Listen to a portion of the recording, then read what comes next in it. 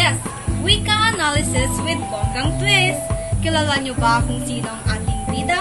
Walang iba kundi ang unkabogable star, Vice Ganda. Pero hindi lang ito basta showbiz ha, titignan natin ang gamit ng wika sa panayam ni Meme Vice. Gamit ang social linguistic lens. Charot, pero seryoso tayo dito ha. Nasa kwarto lang ako, hindi ako lumalabas. Si Chang Ami, hindi na rin pumunta sa reception kasi sinamahan niya ako. Sinabi ko sa kanya lahat, sabi ko, lungkot-lungkot ng buhay ko, bakit ganito lang ako, ganyan. Patawa lang ako ng patawa, sino magpapatawa sa akin? Diba?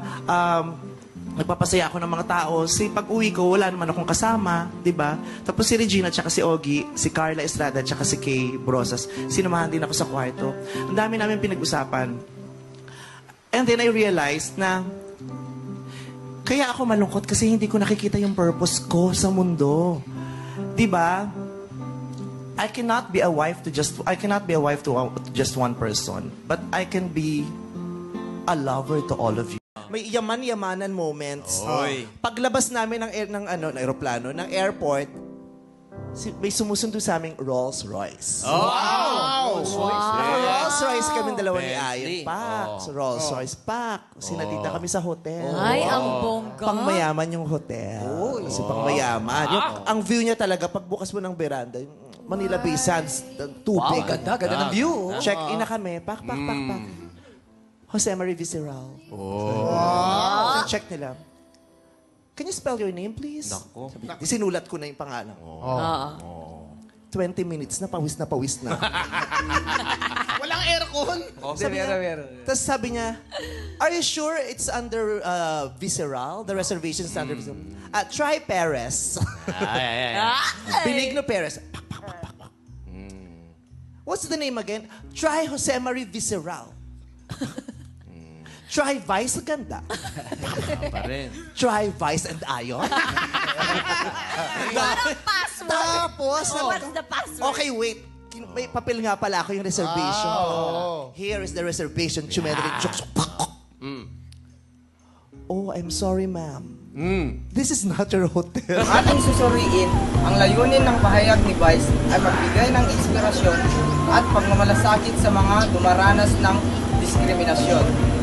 Ginamit niya ang sariling karanasan upang makakonekta sa mga manonood. Ang rehistro ng wika ay di formal at kolokyal.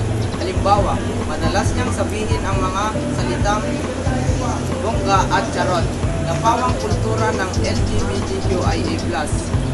Ang konteksto ng panayam ay sa isang variety show na may layuning magpatawa, ngunit nagbibigay ng komentaryo sa lipunan. Kaya't ang kanyang paraan ng paggamit ng wika ay nakaaaliw at makapangyarihan. Sa madaling salita, ipinapakita ni Vice ang wika bilang instrumento ng empowerment sa LGBTQIA+ at sa mga simpleng Pilipino na naghahanap ng tinig sa media.